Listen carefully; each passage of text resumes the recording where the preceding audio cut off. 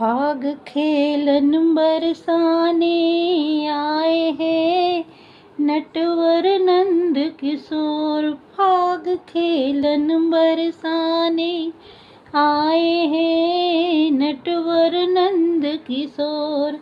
नटवर नंद किशोर कान्हा नटवर नंद किशोर।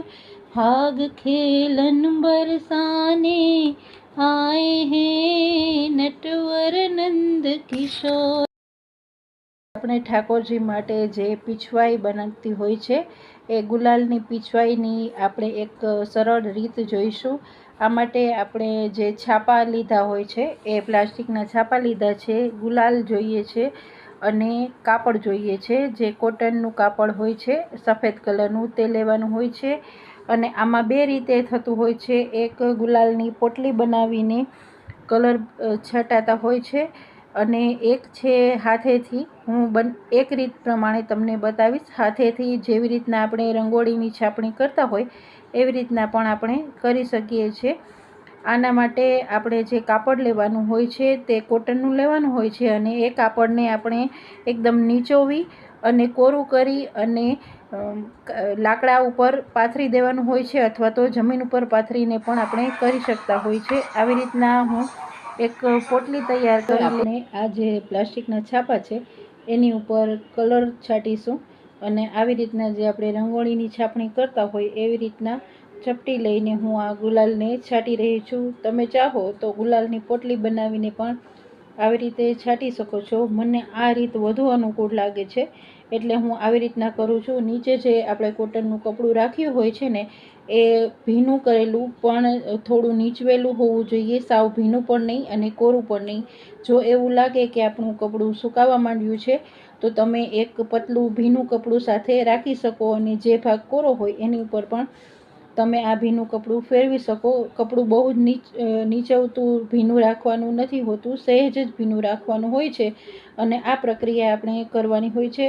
આ પ્રક્રિયા આપણે અપરસમાં કરવાની હોય છે અને ઠાકોરજીની સન્મુખ આપણે ગુલાલથી ખેલાવતા નથી હોતા, પણ આવી રીતના જે પીછવાઈ હોય છે એ આપણે ગુલાલથી રંગીને તૈયાર કરી શકતા હોય છે।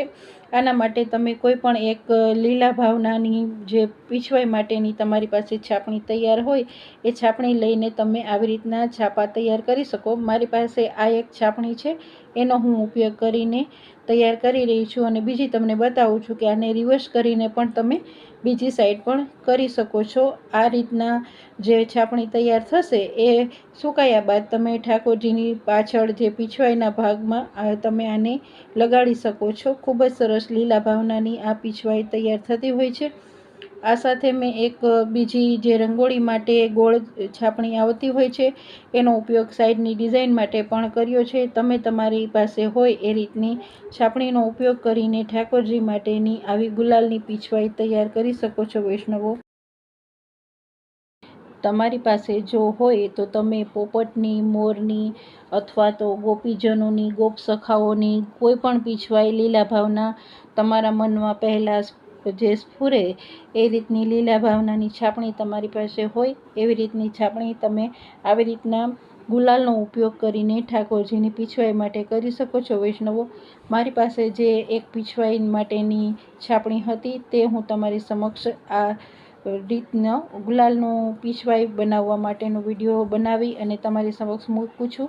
આશા છે કે તમને આ વિડીયો ગમશે અને તમે પણ આ ખેલના દિવસોમાં પ્રભુ સમક્ષ આ પીછવાઈ બનાવી અને ધરાવશો અને પ્રભુને આપણી આ જે સેવા ભાવના છે તે પ્રભુ સમક્ષ આપણે ધરી શકીએ। પ્રભુનો આપણી પર ખૂબ જ ઉપકાર છે કે આપણે વૈષ્ણવજનોને આ રીતની સેવાનો અવસર આપતા રહે છે।